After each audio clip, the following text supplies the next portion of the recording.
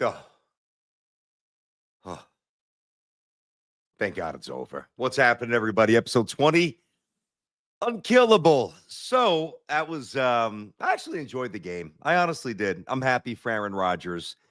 4 touchdowns. You know what's crazy is as this season comes to an end, right?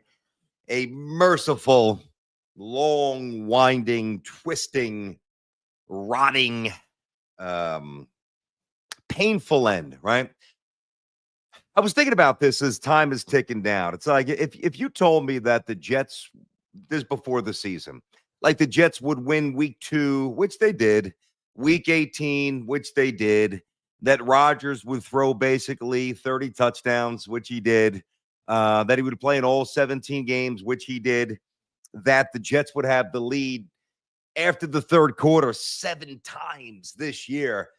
I'd be thinking what I pretty much was thinking anyway, 11 or 12 wins, and Jets are going to be right there with the Buffalo Bills for the divisional title with a chance to win it. And, maybe get a bye, maybe mess around, or at least maybe not a bye, but certainly host a playoff game. And here we are. It's the complete antithesis. Who's going to coach? Who's going to be the GM? What's up with Rodgers?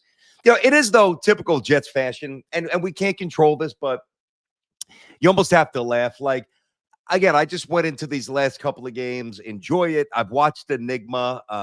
I've really enjoyed that. I've given you a few reviews here on the pod, and I like Rodgers more than I did going into the documentary. And I've always liked Rodgers, but obviously there's been a lot to unpack these last couple of years. And watching the shows on, there's 3 of them on Netflix, I just walked away liking them even more. So, rather than get all wrapped up in the misery and the week-to-week anger that generally permeates my Jet fandom, really last couple of weeks, I've just been watching, hoping he does well, hoping the young players pop, not too worried about the draft stuff and, if you lose, you get the 4th slot, you get where you get, you draft who you draft, and we'll go from there.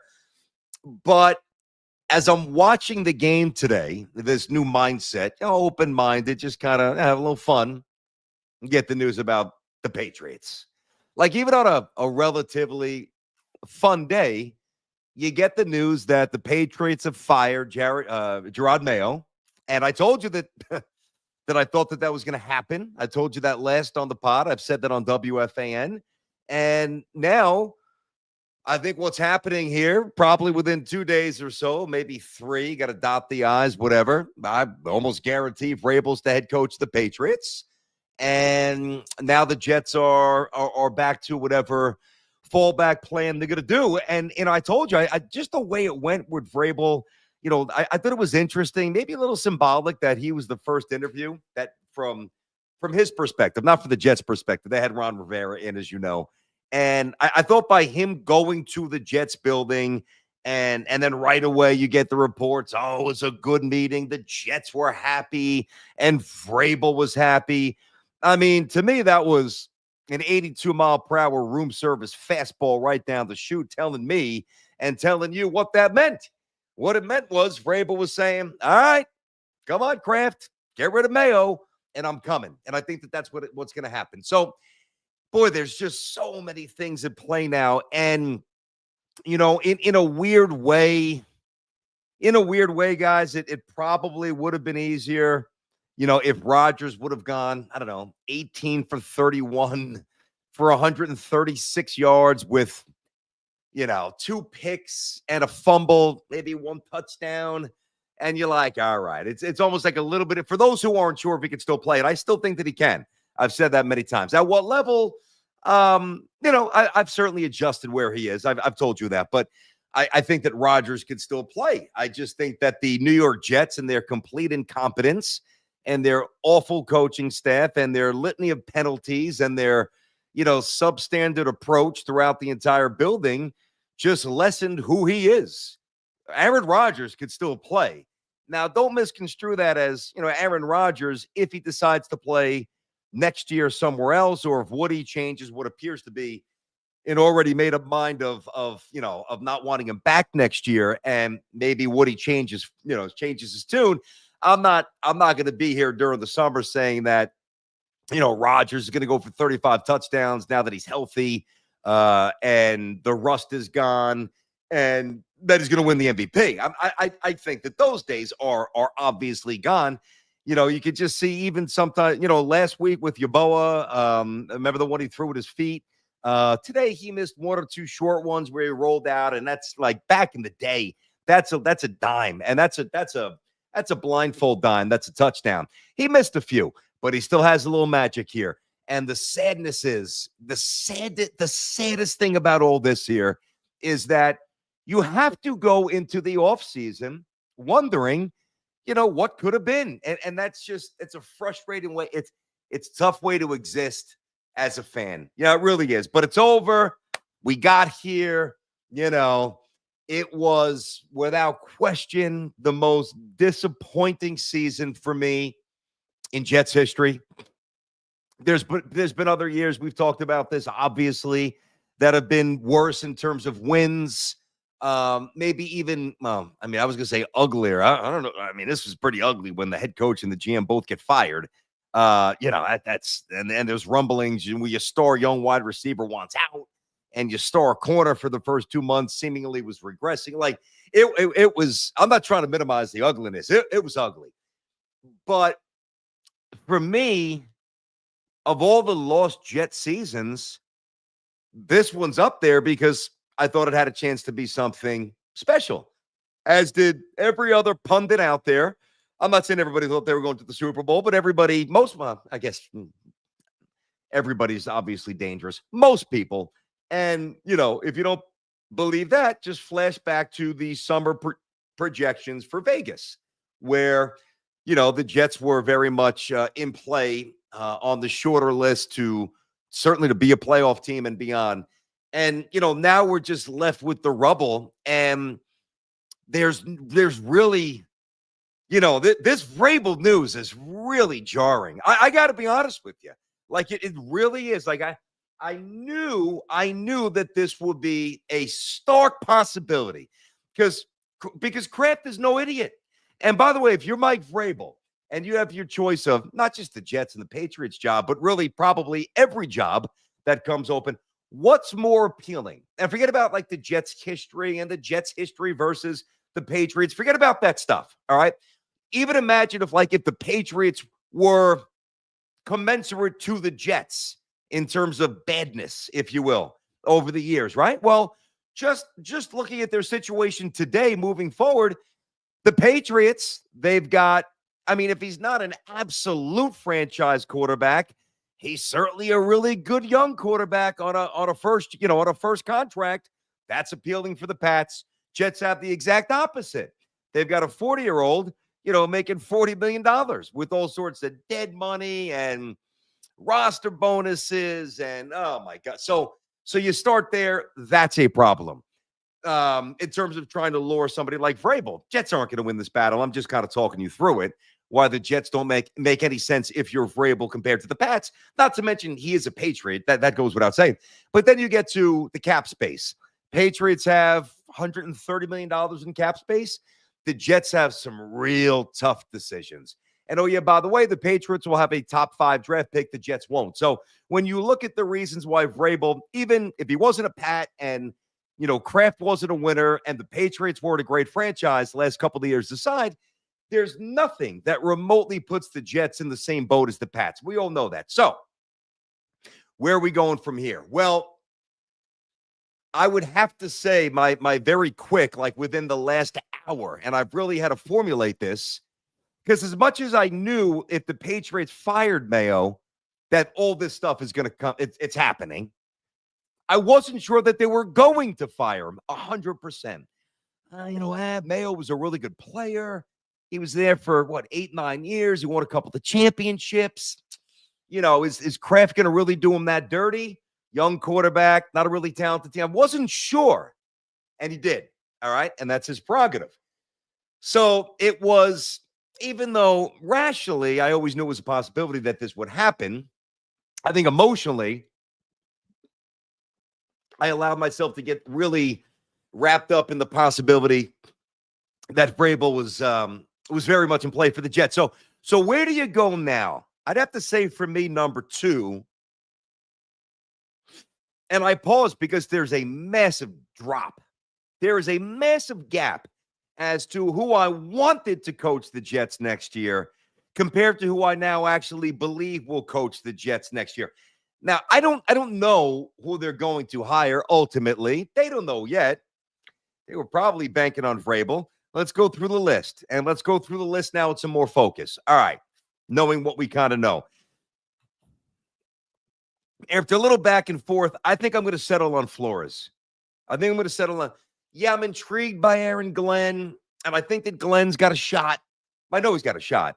And I think that Glenn could be good. I really do. The problem is how do you roll the dice with somebody who's never been a head coach before? That is a dangerous ask and a tall order for these Jets right now, given the circumstances and just given the malaise that has engulfed the entire franchise, which is why I think it's paramount that the day of the press conference, you win the press conference. What does it really mean? But I think with somebody like Vrabel and even Flores to a bit of a lesser extent, if they win the press conference, then they win the room. And then if you win the room, now you start to plant some seeds and eventually you start to win games. So I think that Flores for me is 2. Here's the thing you have to consider. Let's say that you don't want Aaron Rodgers back at all, right? And I will happily take Aaron Rodgers back. I don't think that Woody will. Full disclosure. I'll definitely roll another year with Aaron Rodgers. Hey, listen, I've sat through 2 years of this. I'll go one more. Why not? I know we could still play, as I've said many times. So what coach would be willing to tackle the Rodgers experiment? Because with Aaron Rodgers comes a lot, even though I don't think he's nearly as high maintenance or divisive as many of you have projected and others, right? I think his teammates like him, and I think he's all football when it's time to be all football. I've got no doubts about that. But you've got to have somebody who's not going to be intimidated by that. And to me, and this is what worries me, because I don't want this guy coaching the team. I think of all the possibilities, Vrabel, Flores, Gruden would probably want somebody younger. Gruden, Aaron Glenn, Ben Johnson. Johnson's not coming. I'm just throwing names out. You know the list, right? Kingsbury. I would think that there's one guy who will say, oh, yeah, I've got the aura and I've got the charisma and I've got the stones to deal with Aaron Rodgers' presence. And you know who that person is? You know what I'm going to say. And it's probably of all the coaches, it's the one that I like the most as a person and want the least as a coach. And that's Rex. I mean, don't you think that Rex Ryan would want Aaron Rodgers to coach his team? I do. I really do. I do. I don't know that anybody else would. I think Rex would. Because Rex already knows New York. He can handle New York.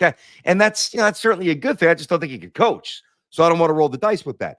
But that's what I don't want to say worries me about Rex, because I mean, what worries me about Rex is that I don't think that Rex is a very good coach.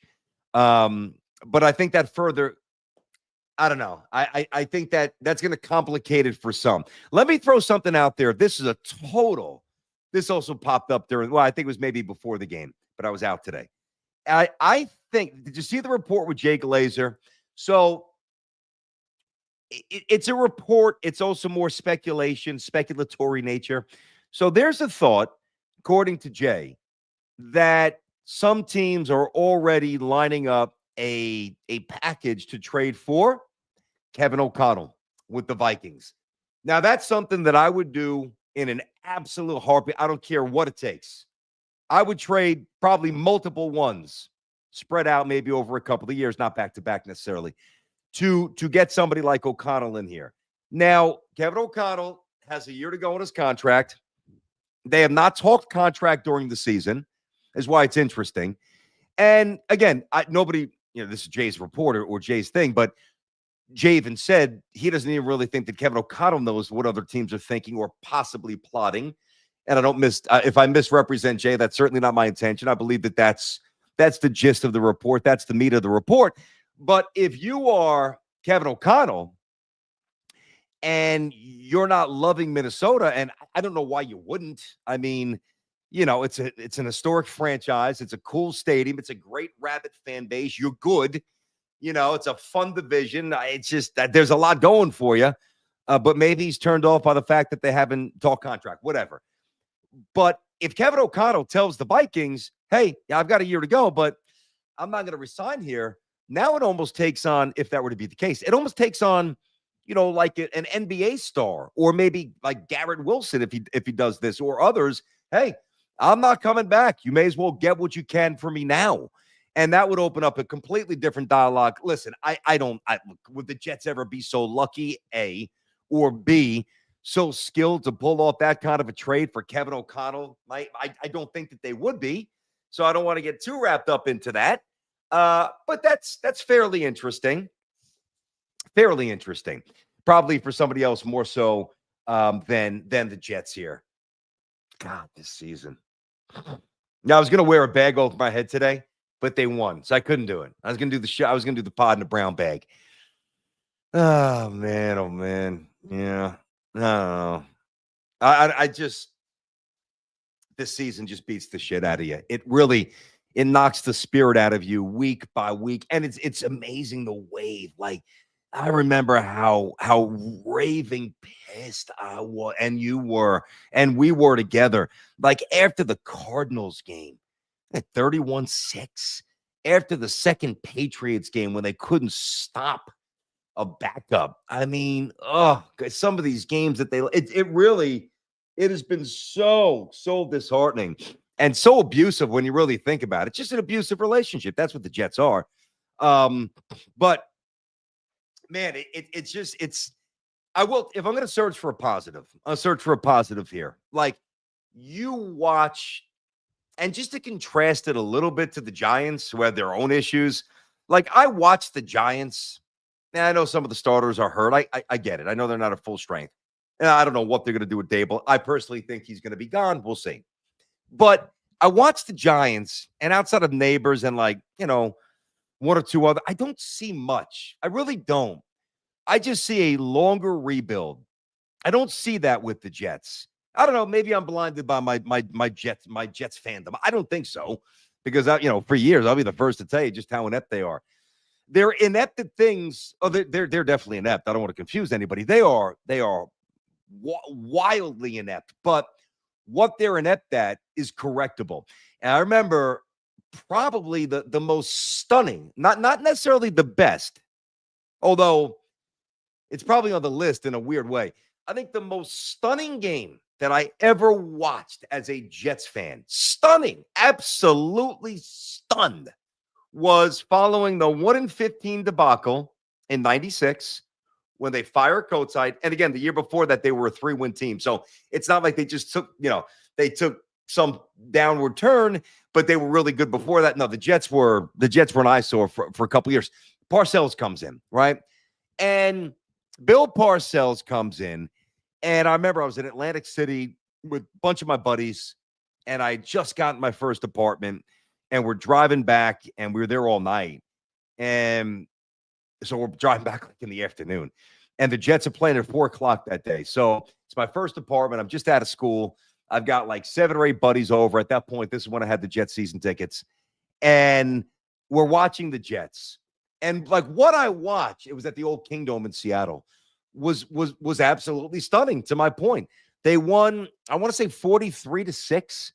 5 different Jets caught touchdowns. Jeff Graham had one. Crabette, Keyshawn, I think maybe Kyle Brady.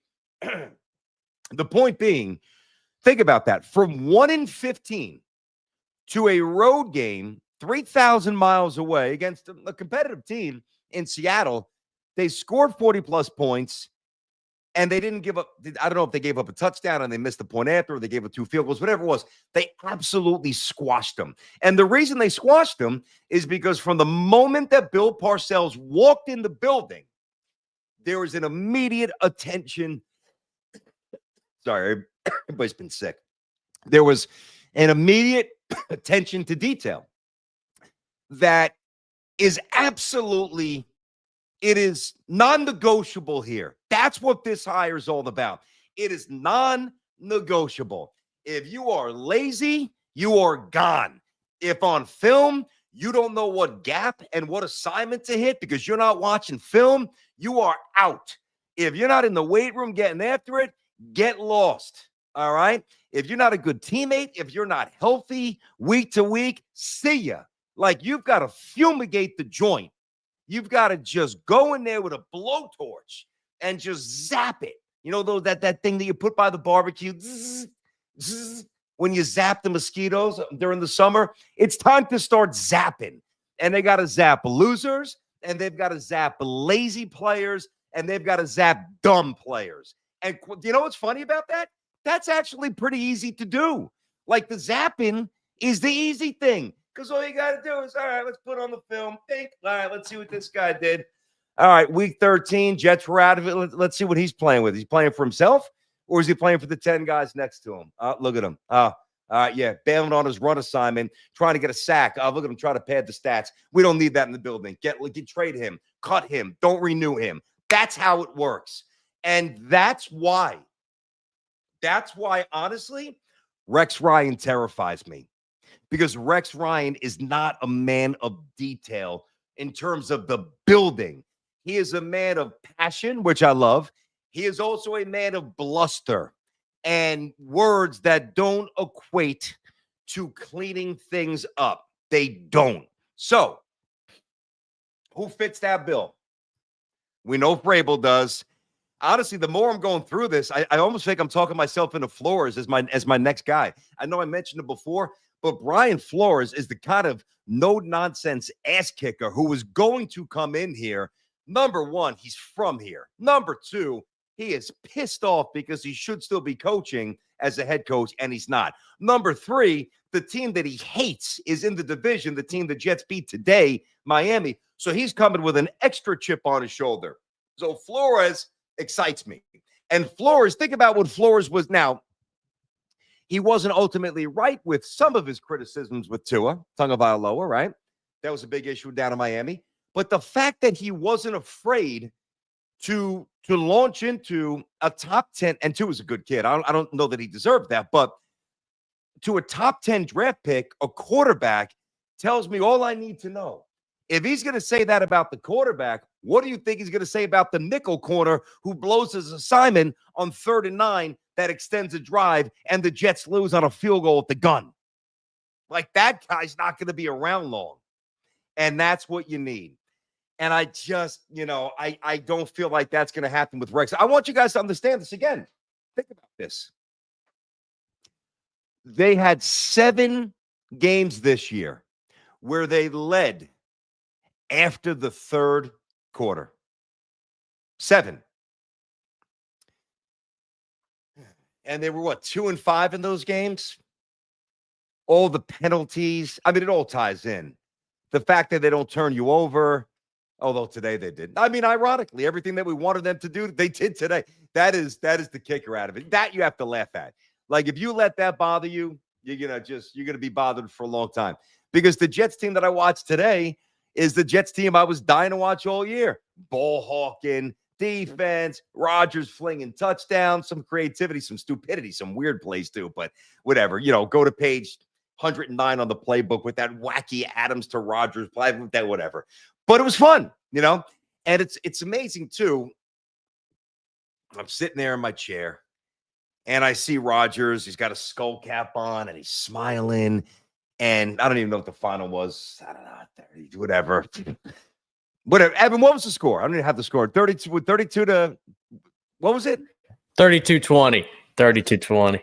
32-20, right? So I see the score and he's got his little Scully down. He's got the big broad smile, getting guys hugs. And I'm like, imagine, this goes back to what I said at the start of the pod. Like, imagine if I told you the Jets would win in week 2. So basically right away, early, they would win the last week of the season against Miami, divisional matchup. They would score 30-plus points. Rodgers would throw 4 touchdowns, and he's still healthy.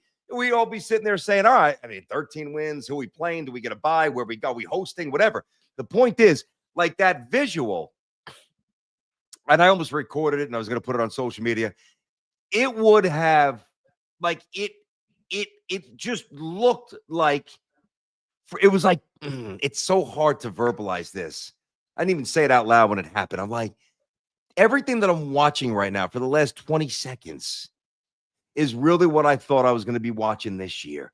Like in my mind for a moment, like the anti-Jets world, when he's hugging, they're talking about the playoffs and, hey, what a great year. Now, and he's telling his young teammates, hey, now it really starts. Now I've been here. It's going to get more intense. And it's just amazing that it's really the exact opposite. But, the hope has to be you clean up those little things and it is salvageable. I think it's a lot more salvageable than the average person either believes or puts out there. Are you with me on that?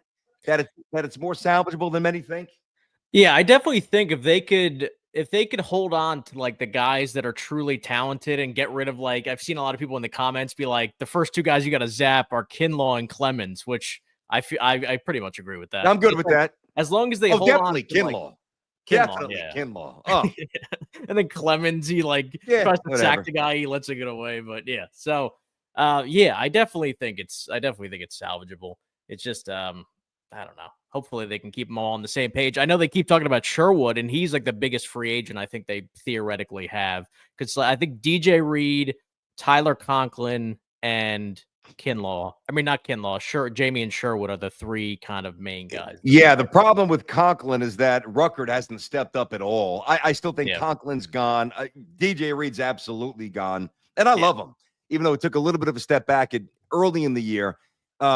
Just that hustle play to give up there to prevent Miami on that long run early. Yeah. That would have been like a 60-yard touchdown. DJ Reed showed you what DJ Reed's character is all about. I actually pointed that out to my son. I'm like, look at this guy. He's got all the money in the bank, been around 7-8 years. He's been to a Pro Bowl. He's a really, really good player.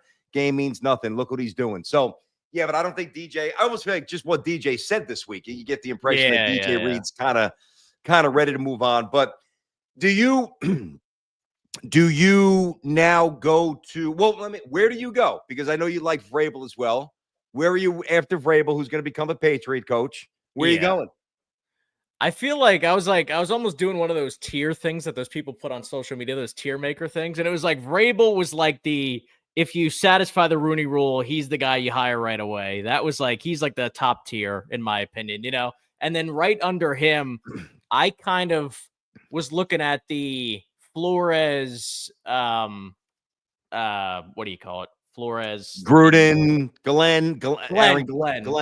And then I was also looking at Pete Carroll, but it's like the only problem with him is he's like already in his 70s. So it's like, but he still had the passion. And you look at his record in hindsight, it's like, it's not terrible. It's funny that you say that. Sal brought that up the other day. Sal brought up Pete Carroll. He was actually bringing that up for a good, that we did basically an hour or two on that. Yeah. I mean, I would be okay with Pete. I certainly get it. He's, and he projects a lot younger than he really is, which matters. There's still some guys that resonate with older gentlemen and women that can still resonate with younger players. I think Pete's certainly one of them, no doubt. Yeah. But I haven't heard his name connected to the Jets. Doesn't mean it can't pop up, and the other thing, he is on the other side of the country. He's been there for a long time, going back to USC. That's a big lifestyle change. I'm not sure of his marital status. If they want to go, if he is married, would she want it? I don't know. I wouldn't be afraid of that because of his age, meaning it would only be, a couple of years in theory. Listen, but you've got to get somebody here. This is the ultimate point. And, this is the mission.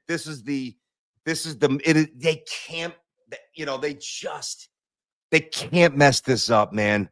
Yeah. And I wish I can look at you guys right now and you can listen to me and I can tell you that I've got great confidence that they will nail. I don't have great confidence that they will nail this. I just don't. I really was worried that Vrabel was playing him. And it looks like I'm going to be right.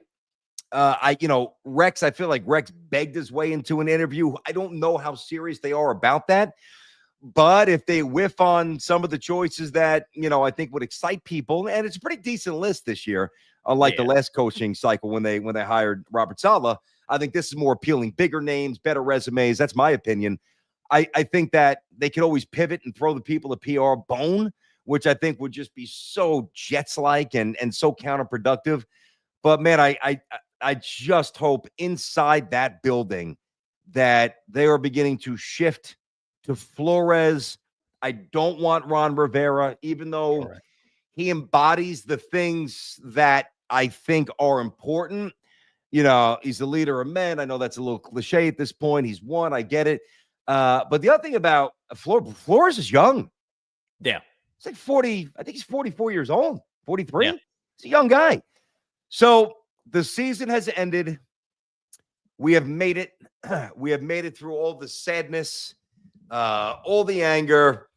I'll tell you, really, if you think about it, there's probably, because we started the pod week 10, week 9, something like that. I think so, yeah. Right? So in a lot of, I'm sorry, in a lot of ways, there's been more apathy than outrage, which is crazy when you think that the Jets just lost 12 games. But timing is of the essence. We'll reconvene during the week. Obviously, get together, see what's going on. I think we'll get some real intel, what the Jets are thinking, which way they're going to go. I would be stunned. Again, I'm thinking Wednesday or Thursday for the next one, as always. I would be stunned if by Thursday, if we do it Thursday, that Vrabel is not named the coach of the Patriots. Maybe we get lucky. Maybe he wants a different challenge. I have no idea. Not expecting it, not banking on it. But the good news is that rising from the ashes is possible. It's not fun. Hell, I don't want to have to summon up this energy and summon up this resilience and dig down so deep to continue this fight. Give me easy street for once, man. I don't always need to take the road less traveled. I don't need to. Oh, what? Those Jet fans, they have such character. Wow, they are so resilient. They are just, wow, wow, they never deter from their path. They never quit. Yeah, that's fine. We don't. You know what though? Once I'd like this, I'll take the opposite. Oh, look at the Jet fan. You get a little lazy, get a little fat in the sun, all those wins. Yeah, I'll take it. I don't need to always have the hard hat on, you know? Oh, my God. But it is over. Now we push forward. Now we start looking at the draft. Now we start doing things that will put this team, this franchise, this organization in the right spot. So in a lot of ways, we were kind of just dragging through these pods, jumping on after games, going through, some of the things that I found interesting. Obviously, the last month or so, the coaching stuff has been more hot, but now I dive deep into these drafts. I really do. So I'm going to do that for you. Obviously, I appreciate you guys hanging out with me. Apple, Spotify, wherever you guys shop for your pods, go get it. And let your buddies know, share the word. This is where we're going to do it all off season. I appreciate you guys that have been with me for the first 20 episodes. There we go. 20 episodes. The Jets finish up 5-12. For these 20 episodes, I've enjoyed it. And I will catch you tomorrow on The Fan, Monday through Friday from 10 to 2 with my guy Sal. And that's it. So season's over, and now we move forward, and now it's a new day, and it's going to be sunny eventually. I'll see you guys soon. Bye.